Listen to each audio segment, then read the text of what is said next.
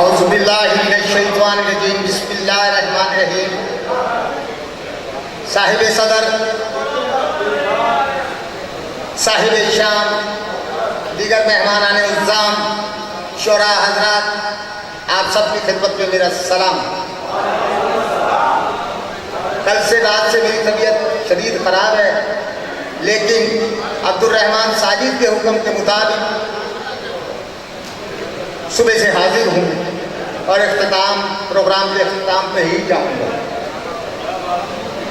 दूसरी, मेरी यहाँ बैठने की सबसे बड़ी मजबूरी, जो हमेशा एक तवील अरसे से मेरे सर पे धूप में एक साहिबान की सूरत है, उससे मेरी मुराद मुमताज़ बलोच खान है, कि जिन्होंने सरज़मीन जंग में, मैं अक्सर कहा करता हूँ कि मुमताज़ बलोच से ज़्यादा किसी का काम नहीं।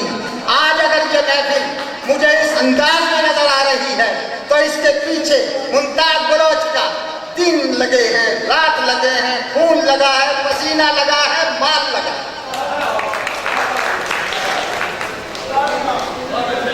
यहाँ रियाज सियाल साहब ने भी अपना बड़ा पंजाबी की खिदमत की, मलक यासीन साहब ने भी, लेकिन माँ मुमताज़ बलोच ने जंग से निकलकर हिंदुस्तान के 4 अमीरों को जंग में बुलाया।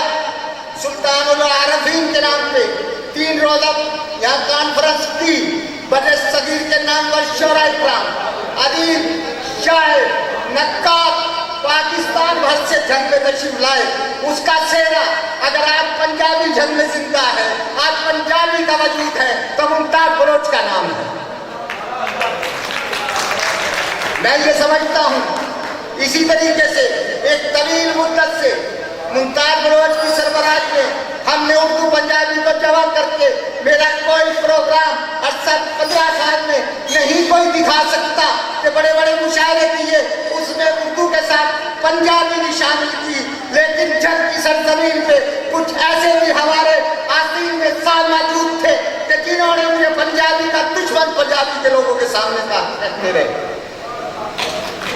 आज उनकी जिंदगी, उनकी अपनी जिंदगी इख्तिताम की तरफ लेके जाऊंगा।